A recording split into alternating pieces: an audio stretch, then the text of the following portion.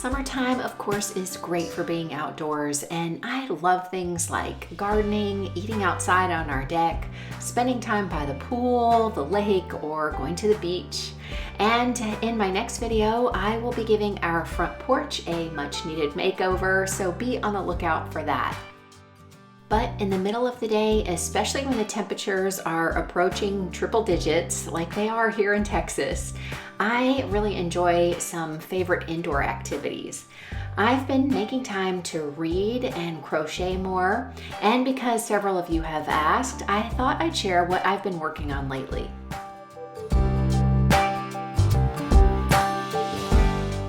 I found this cute granny square pattern on YouTube. I will link it down in the description box for you, and I thought it would be fun for using up the yarn in my stash.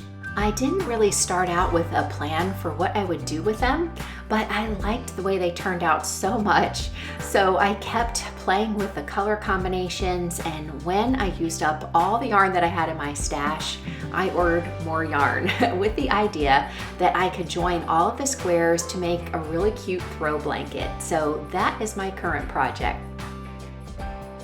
When we were traveling, I ran out of the yarn for the fourth row, the one that turns the circles into squares. So I kept going, making more circles using the yarn that I had, and now that the yarn has arrived, I spent my time this week completing a lot of the squares and contemplating how I might continue with this project. Some of you asked if I crocheted anything for our new granddaughter Millie, and yes, I couldn't wait to make a baby blanket just as soon as I knew that Kyle and Lauren were expecting a girl. In fact, I made two, and in pink, of course. And this first one was the main one that I made for her crib and eventually for her bed.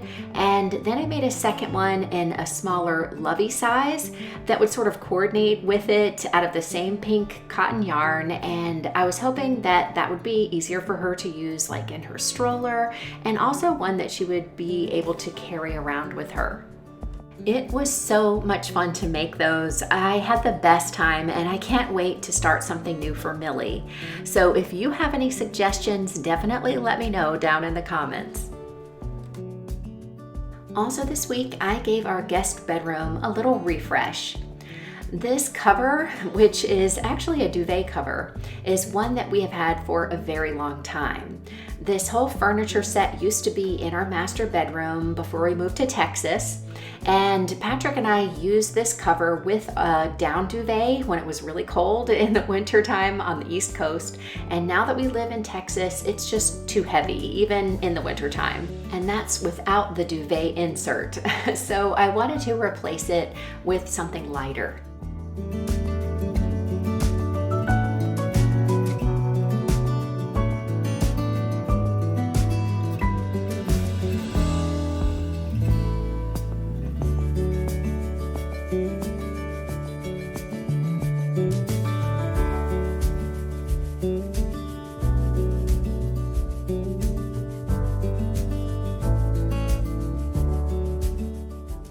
Found this coverlet set at Quince and thought it would be perfect. It's made from 100% cotton, so it's naturally breathable, so I know that it's going to be much more comfortable. And I chose this taupe color because I wanted to stick with something neutral that would work well with the light blue walls and the colorful Turkish carpet that we have in our guest room. The two-tone channel stitching gives it a nice texture, and I think a more casual feel, which to me feels more updated and fresh.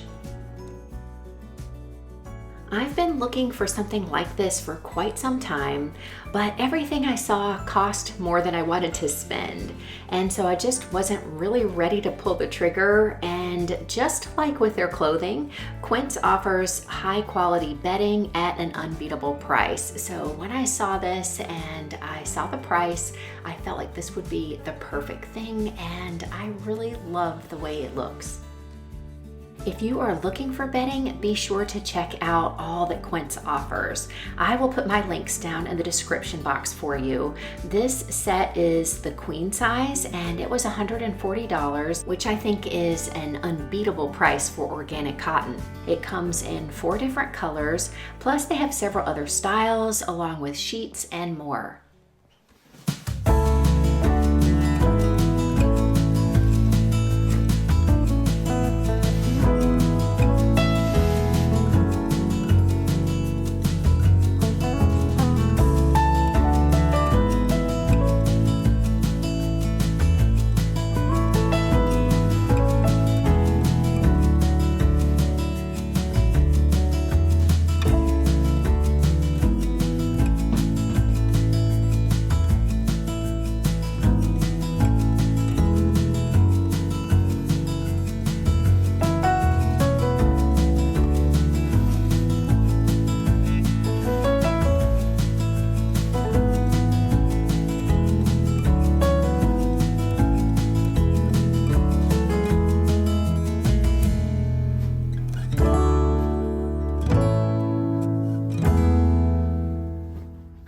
These throw pillows on the bed before, but I really wasn't loving how they looked with the new quilt and jams, so I took them back off and decided that I liked the more simple look much better. You can let me know if you agree. As you probably already know, I am a lover of scented candles, but they need to have clean ingredients, so I was thrilled to discover these from Quince as well. When you buy 2 or more, they are $20 a piece, which I think is very fair considering that these candles are free from lead, parabens, sulfates, and phthalates.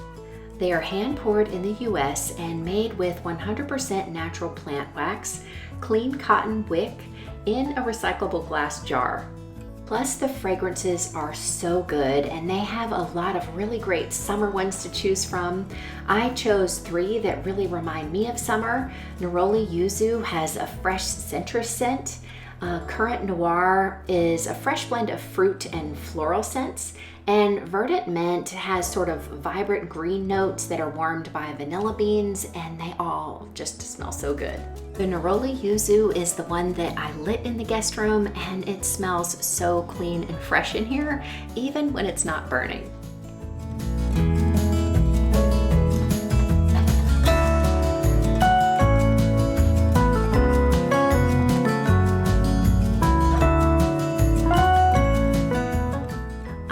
Waiting for this yarn to arrive for quite a while, so I was so excited to start using it to complete all of the granny squares that I had started.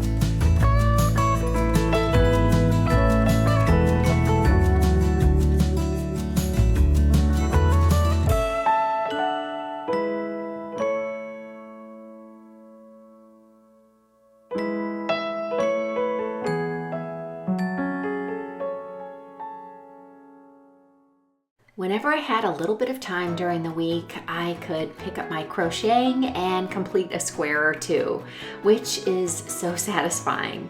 I'm so glad that I picked up crocheting again a couple of years ago. It's a hobby that's productive, but relaxing at the same time. And I can do it while watching something on TV, listening to music, a podcast, or an audiobook. And it's something that I can take with me when we're traveling too.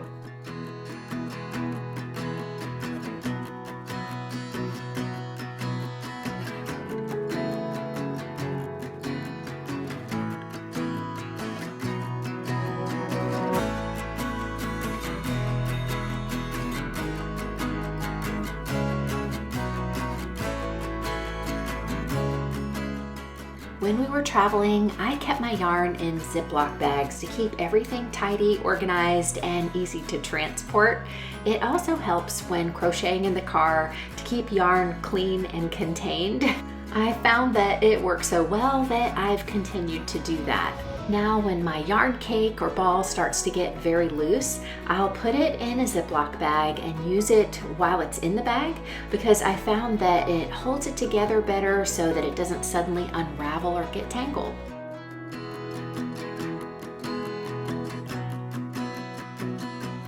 So far I've got 3, and in one case 4 of each color combination, and after I complete all of the squares I've already started, I think I'll just continue making more, coming up with more color combinations until I run out of the yarn I already have.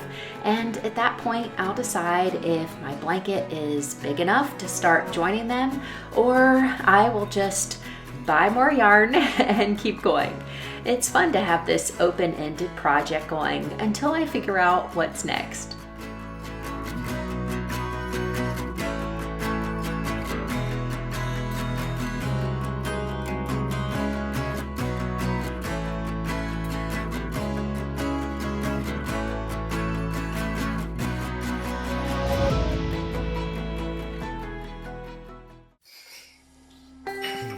In the kitchen this week, I have been on a mission to find the perfect gluten-free pie crust recipe. I used to buy ready-made frozen ones that were pretty good at our local grocery store. They used to come in packs of 2 and were a bit pricey.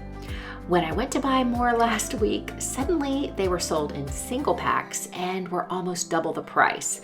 I just couldn't do it. And I know that I should be able to make some myself for a lot less, and even though it will probably take some time and experimenting, I should be able to find a good one. For my first attempt, I used a recipe that uses this Pamela's baking mix because it's what I already had on hand. Spoiler alert, it's not the one. That said, it wasn't a complete fail. In fact, when used in combination with the pie recipe that I wanted to make, it was surprisingly good, sort of a happy accident that I'll try to explain a little bit better later. Since finding out that our son Peyton has celiac disease, I have been able to find or create loads of recipes for all kinds of baked goods that are great. But pie crust seems to be tricky. Most are more like a, I don't know, hard to describe, but like shortbread consistency, which is how this one turned out. And that's not necessarily bad. It's just not that flaky pastry crust that I'm looking for. I'm not even sure if it's achievable. If you have one like that, please let me know. I've been searching for recipes online and I have several lined up to try, so I think it's going to be a lot of fun to see what happens, and I will keep you posted.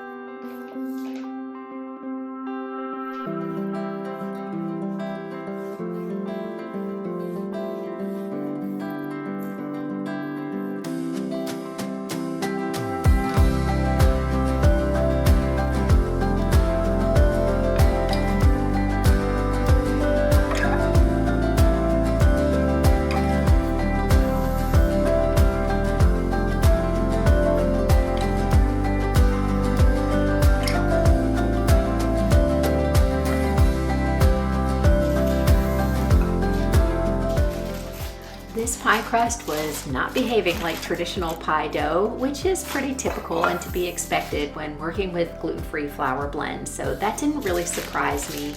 But I did spend a lot of time trying to make that work, and instead of rolling it out, I needed to just press it into the pan, which is what I wound up doing in the end.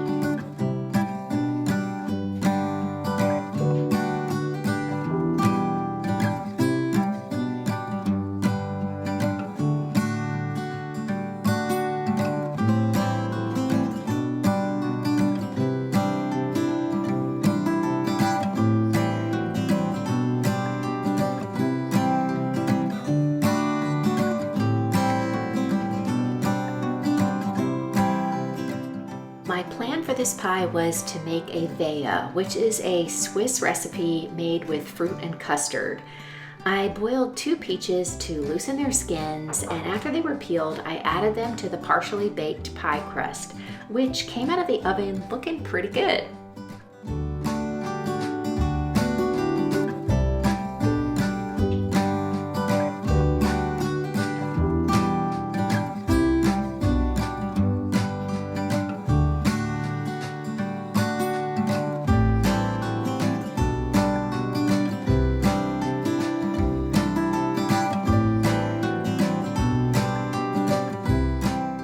We have some new neighbors that have chickens, and we are able to buy their eggs, which are beautiful and delicious. I used 4 of them along with milk, sugar, a little salt, and vanilla for the custard, and I will put the full recipe for the Wahe down in the description box.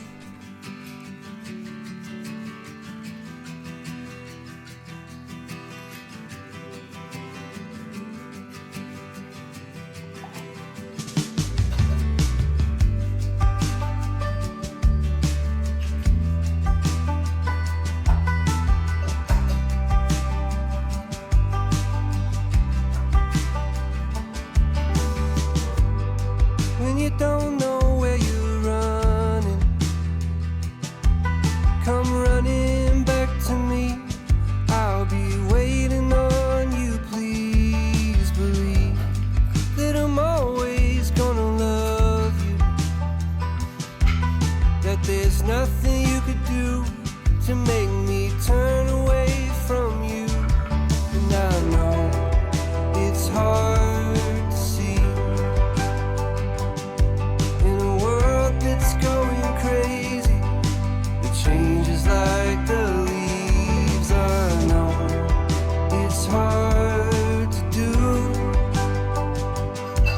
Believe me when I tell you I'm the only one for you.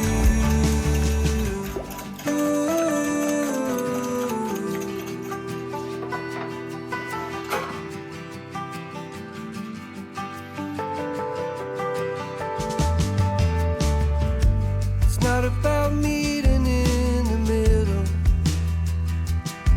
I've been chasing after you since long before you knew. You're the reason that I smile. The reason Whenever I make a pie like this or a quiche that has a very liquidy filling, I put it on a sheet pan and then very slowly and carefully I carry it to the oven, hoping that it doesn't slosh out or spill. I was successful this time, but the sheet pan has saved me many times, and it's also a good idea for any type of pie that might bubble over in the oven too. I'm the only one for you.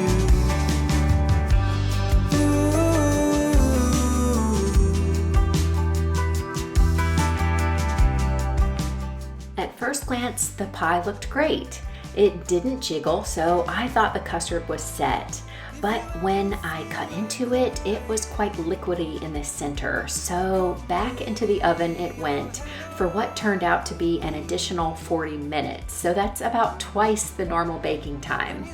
I kept the edges from burning with a pie shield, and finally it was set and ready to serve. This crust actually managed to mix with the custard so that the two were combined into one. So instead of custard on top of a crust, I managed to create something else entirely. It did taste really good though. So like I said, a happy accident. I know it's hard to see. Before I go, as many of you have requested, I have a couple of Millie moments to share. I am a grandmother, and so sharing pictures is definitely a thing I do now. She is continuing to do well, and we appreciate your prayers so much. Thank you for spending your time with me today. I love to hear from you in the comments, so leave one below, and I'll see you in the next video. Until then, have a wonderful week and God bless.